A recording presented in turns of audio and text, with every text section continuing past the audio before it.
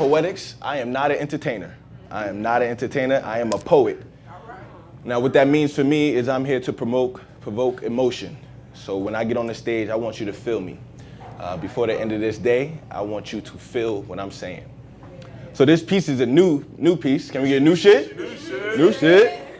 Right. Oh, you gotta love that. You gotta love that. You know when you're in a poetry crowd, when you get that, you be like, new shit, they be like, keep going. What are you saying to me? Yeah, rewind, right? All right, so this is for my brothers. What do you do when the world no longer glorifies your qualities? See, we've been fighting uphill battles for what seems like an eternity and winning them silently. But the only time you acknowledge me is when I'm shooting a 3 or rhyming over a dope beat. Like the extent of my capabilities only extend to entertainment. Let the TV tell it, I'll be just another statistic. Like how 57% of the prison system is comprised of black men, and most are locked up for nonviolent offenses. And now I'm waiting for cousin Pookie to get out the jail cell because visitation starts at 11 a.m. Just so I could tell him his son just scored the game-winning touchdown and his sister is helping his baby mother hold the fort down. See, he was in the passenger seat, got labeled as an accomplice, and now he's serving 10.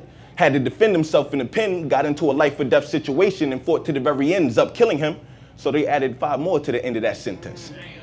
See, he told them it was self-protection, but they used that gown and gavel as a weapon. Like, what does this world have left for black men? See, I don't do this for entertainment. I do this because they detain men on 23-hour lockdown for mandatory minimum sentences in industrial complex prison systems, all for their self-interest. And I thought prison was for rehabilitation until I read the 13th Amendment. See, they abolished slavery unless you're incarcerated. But I've been studying our legacy lately, and I couldn't help but see we were kings and queens before slavery. But now your common misconceptions and your constant second guessing gave you the wrong impression. See, they judge us based off how we're dressing. But I've seen criminals in 3-piece suits and scholars in rags with no riches. Side note. I had this crazy thought the other day. See, we see brothers wearing their jeans sagging past, and I couldn't help but wonder, what if they're subconsciously telling the world to kiss their ass? See, for all the lies that were told that you thought they wouldn't catch, for the targets painted on their backs and law enforcement coming for their neck. But I'm gonna use those common misconceptions as a weapon to change your perception. Sorry, not sorry, for my focus and controlled aggression. See, I'm not about to be oppressed by their stereotypes, enslaved inside a prison made by their decisions, and now the only mission? To preserve this essence. I live in the present tense, but get the strength from my ancestors to embody their presence. This is heaven sent. The skin, beautiful. The hair, natural. These words of wisdom in the mind is powerful. We disregard their distractions, curve their diversions. Our people on the verge of,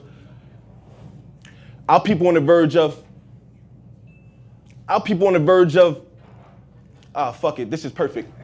See, my nephew said he wanted to be an astronomer. Shorty I met in the grocery store said she's studying to be an architect, and my sister just got a doctorate. Oh my, talk about black excellence. But why are we confined and defined by the state of this continent? Like they haven't been teaching us to hate ourselves since Willie Lynch been a part of the curriculum. Crooked lies throughout history. No wonder why it's a mystery where we really come from. Missing pages out the textbook. Now the test look like a bunch of loaded questions. Which one of your forefathers chopped down the cherry tree? The answer is D, none of the above. Now, Pookie's sitting behind the glass talking to his son and asks, what did you learn in history class? Christopher Columbus discovered America. Our forefathers built this great nation, and Abraham Lincoln freed the slaves when he signed the Emancipation Proclamation. Now, Pookie's sitting thinking how he's supposed to teach his son from general population. And speaking of raising the nation, picture me asking for 40 acres.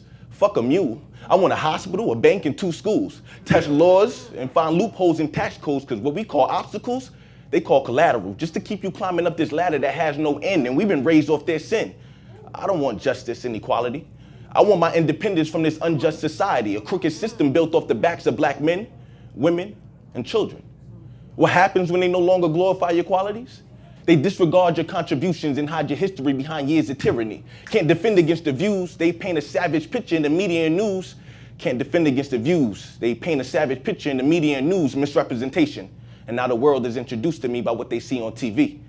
How can we gain equality if they don't represent us equally? I'm tired of asking for something I know I already deserve. Let's go. I'm tired of asking for something I know I already deserve.